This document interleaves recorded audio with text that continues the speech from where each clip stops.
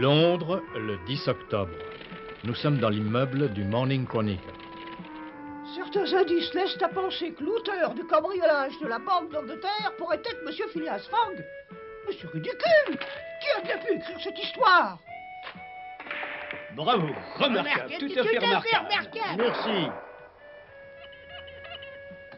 Et maintenant, le coup de grâce. Monsieur le rédacteur! Monsieur le rédacteur!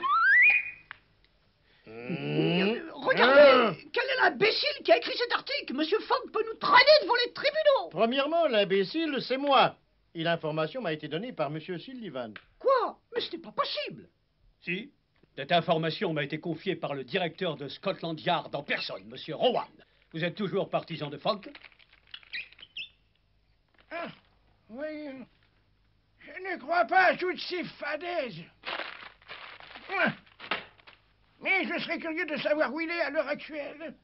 Lord Guinness, d'après mes calculs, devrait se trouver à bord du Mongolia sur la mer Rouge. Les calculs de Ralph étaient parfaitement justes. Nos amis faisaient voile vers Bombay.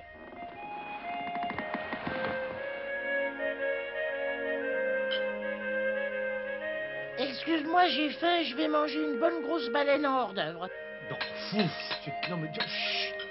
Écoute-moi, mon petit Tico, nous avons l'honneur de dîner à la table du commandant, alors je t'en prie, tiens-toi bien. Le commandant a été très aimable de nous inviter. Youpi, avec le commandant, on va bientôt manger, alors on va bientôt s'éclater, youpi. Bonsoir, mes amis. Permettez-moi de vous présenter le général Corn. Il commande le 3e régiment de l'armée britannique des Indes. C'est moi qui suis à vos ordres, messieurs. Enchanté, mon général, je suis Phileas Fogg. Enchanté. C'est vous qui entreprenez un voyage fabuleux? Absolument, mon général, c'est bien moi. Le commandant m'a dit que vous espérez faire le tour du monde en 80 jours. Cela me paraît irréalisable. Mais chacun a le droit de disposer de son temps comme il l'entend. Nous sommes en démocratie. Je crois que nous pouvons envisager de dîner. Ah, bien sûr. Youpi, allez à table, on attaque. Oh, que le meilleur gagne, pas de quartier. Nico! Quel repas fantastique. Cette canaille de cambrioleurs dîne somptueusement et nous sommes obligés de nous contenter des restes. Ben oui. Mais qu'est-ce que tu as? Qu'est-ce que tu attends? Moi, je ne dîne pas, moi. Moi, j'ai vraiment pas faim, moi. Allons, ne fais pas le difficile. Si je peux avaler ça, tu peux sûrement y arriver toi aussi. Non, je peux pas et je peux pas. Il faudra que je te le répète combien de fois? Le budget qu'on nous a octroyé n'est plus qu'un souvenir maintenant. Mais ça m'est égal. Je te jure que je suis prêt à tout, sauf à avaler la moindre petite bouchée. Oh! Allez, je comprends.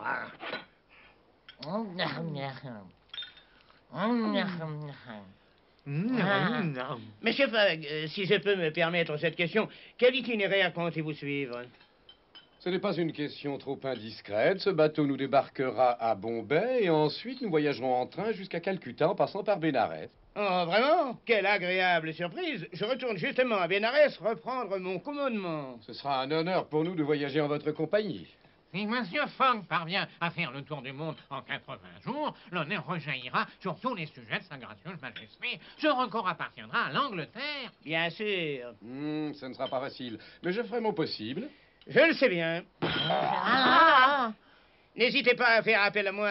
Si vous avez le moindre problème pendant votre séjour aux Indes, je serai toujours prêt à vous rendre service. Merci, mon général, je m'en souviendrai. Sur ce, commandant, nous allons boire à la Grande-Bretagne et au succès de Monsieur Fogg. Voulez-vous nous faire apporter un bon vieux whisky? Mais bien sûr.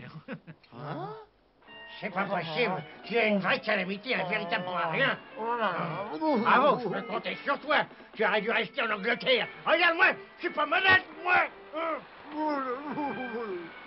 Et je ne suis pas malade parce que je sais me contrôler. Mais tu n'as pas le droit de m'en vouloir. Je ne le fais pas exprès. Non, c'est pas possible, c'est contagieux. Je sens que je vais être malade, moi aussi.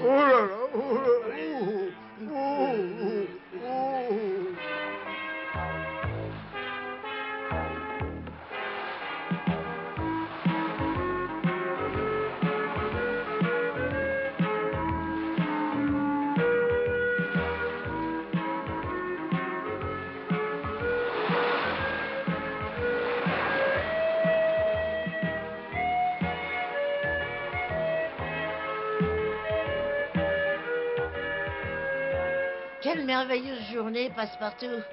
Oh, y a pas de fumée qui sort de la cheminée. Non, ils utilisent les voiles pour économiser le charbon. Oh, quelle houle.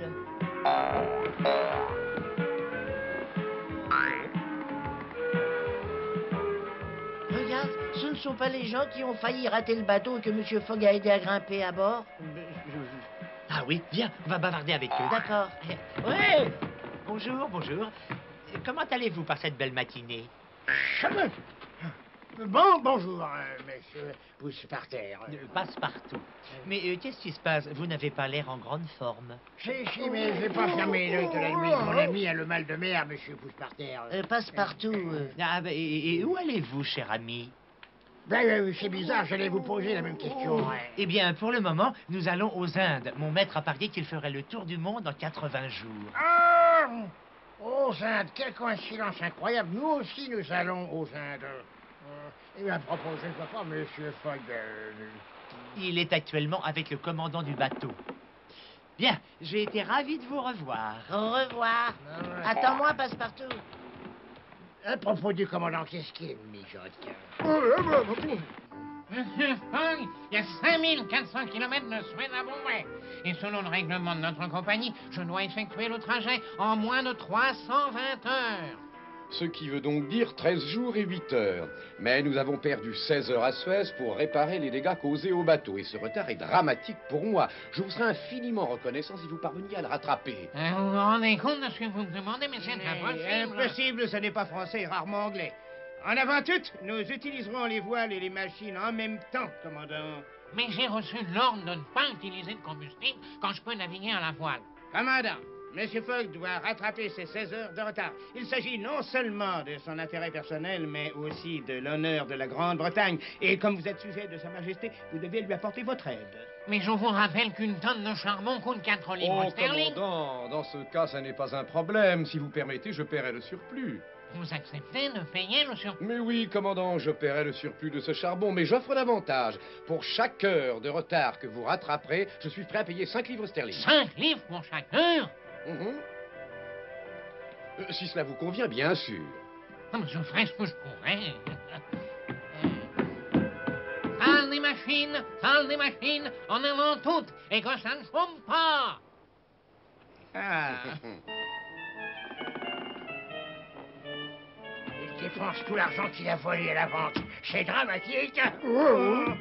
C'est dramatique.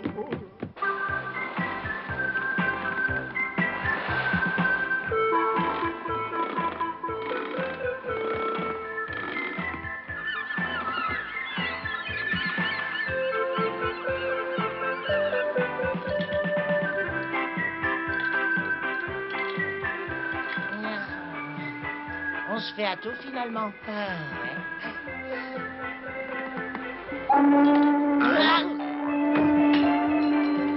Oh. Passepartout, la cheminée fume. Nous marchons à pleine allure, regarde.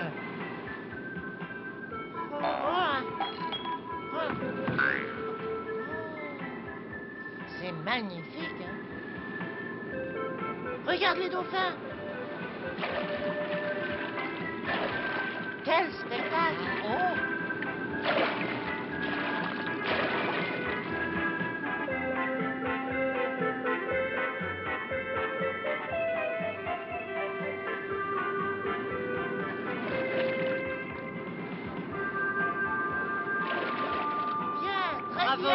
Passe-partout. Oui. Bonjour, monsieur. Bonjour, monsieur. Nous avons toutes les raisons de croire que nous allons rattraper tout ce temps perdu. Ce serait merveilleux, monsieur. Magnifique. À propos de temps, quelle heure peut-il bien être?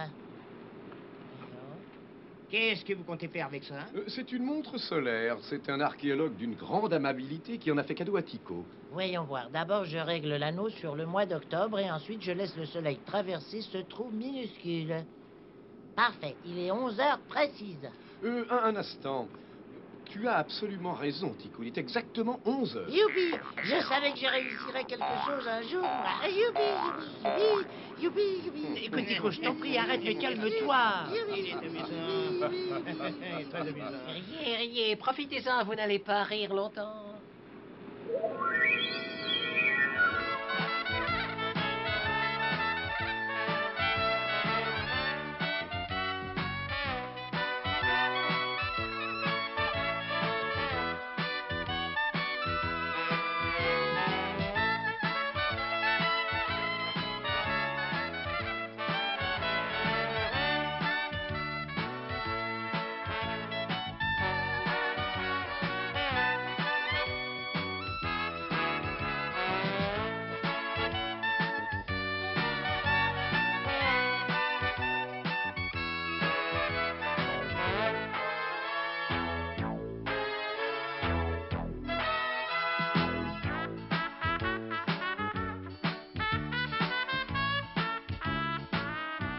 Monsieur Fogg, à quoi servent tous ces numéros inscrits sur le pont, s'il vous plaît?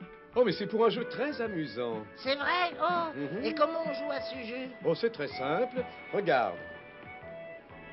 C'est enfantin.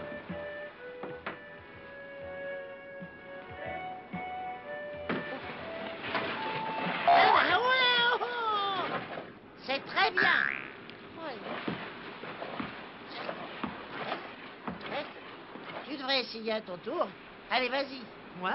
Il ne faut pas lancer le palais à la main, il faut utiliser ceci. Tenez, je vous montre. Merci. Ah, Allez. bon. Ah! Ah, oh là, oh là là. Oh, oh,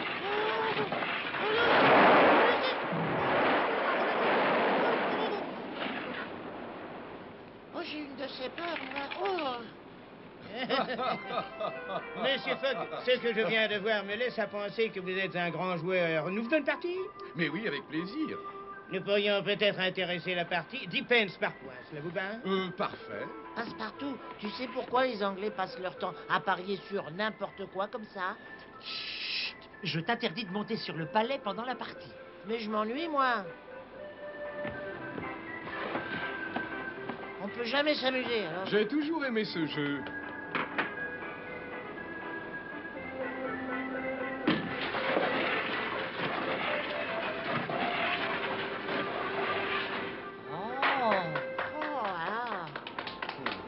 Tout à fait remarquable. 9.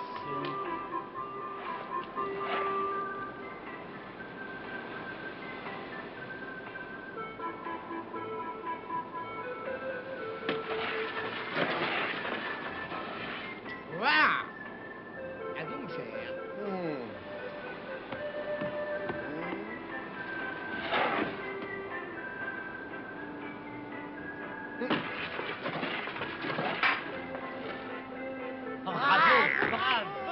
Bravo, Monsieur Fogg. Vous êtes un joueur redoutable.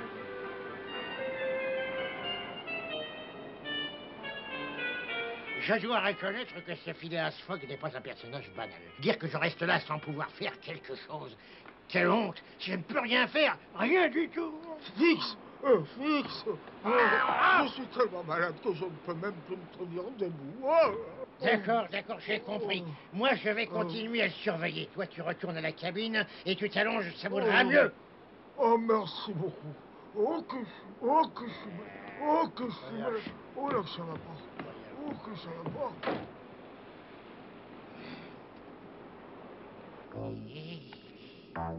Oui, c'est parfait. Parfait. Hein?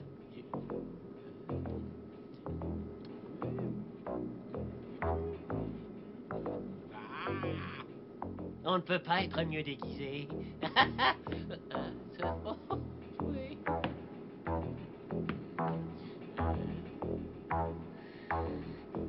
Il y en a qui vont être bien déçus, hein?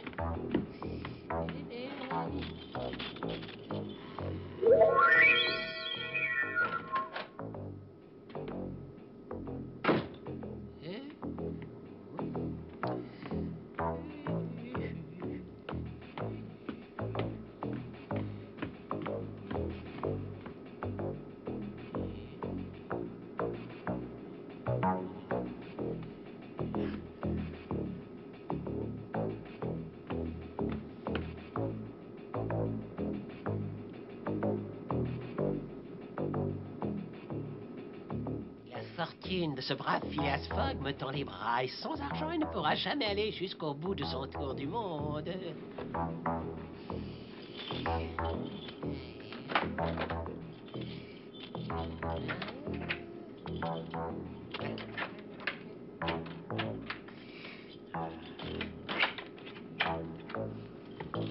Oh, que je suis malade.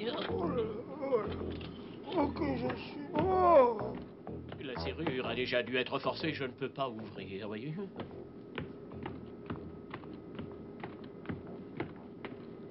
Oh là.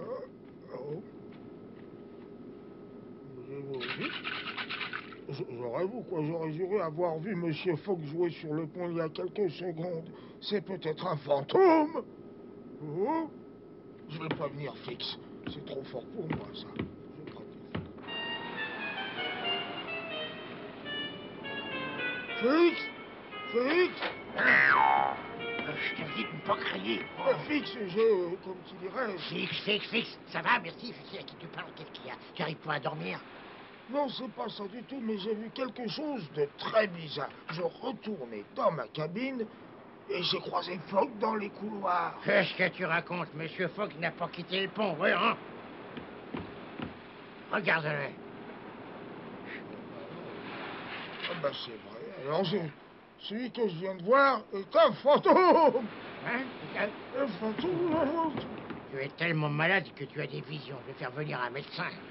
Mais je te jure, Fix, j'ai vu un fantôme. Oh, tais-toi. À ton âge, tu devrais savoir que les fantômes n'existent pas. Allez, viens. Je vais te prouver que tu as tort. Viens.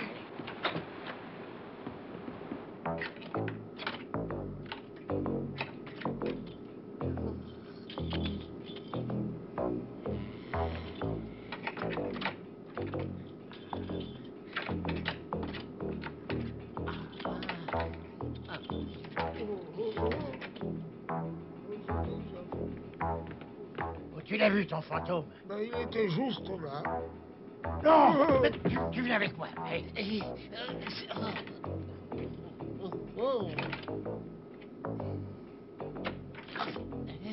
Il va pas croire au fantôme. Pourquoi pas? Allez, viens.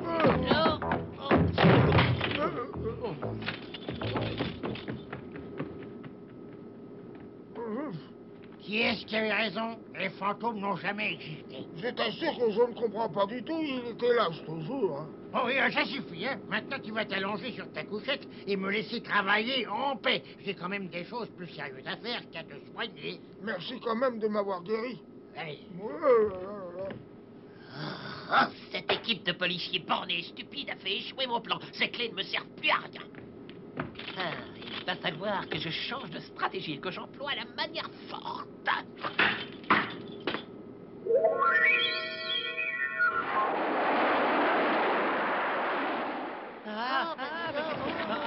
La mer commence à s'agiter, nous pourrions traverser une tempête. Je crois que nous n'aurons pas le temps de terminer la partie. Je propose donc que nous en restions là.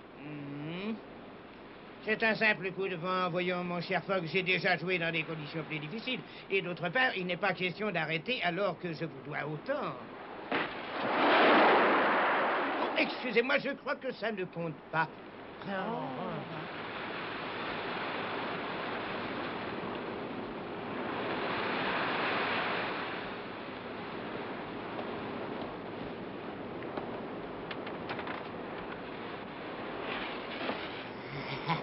Cette fois, Monsieur Fogg va avoir une mauvaise surprise.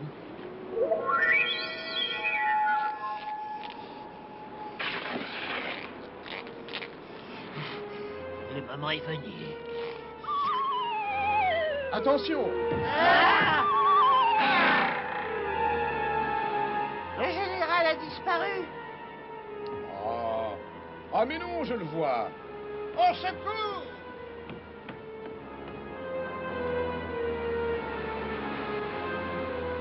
Ramenez-moi sur le pont! Passe-partout, trouve-moi une corde. Mais dépêchez-vous! Oh! Et voilà, monsieur. Très bien, attrapez la canne, mon général.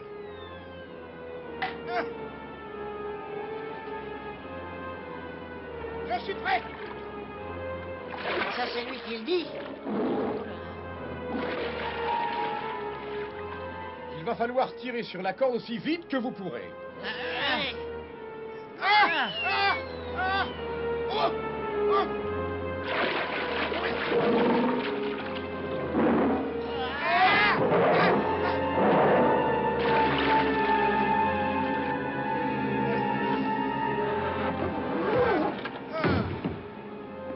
Mon général. Oui. Mes amis, merci, vous m'avez sauvé la vie. On a fait notre Mais devoir. je vous promets de ne jamais l'oublier. C'est pas vrai. Ce maudit phoque a une bête de pendu. Oh, ça fait rien, je jure qu'il va me le payer très cher.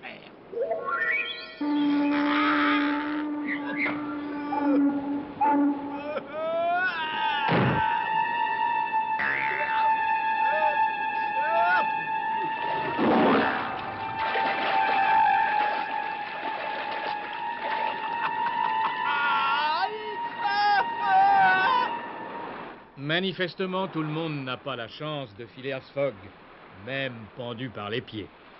Enfin, Phileas Fogg avait échappé à un piège sans même s'en rendre compte et poursuivait son voyage. Je suis Phileas Fogg et en 80 jours je dois faire le tour du monde. Aventurier, gentleman, joueur, un tel pari ne me fait pas du tout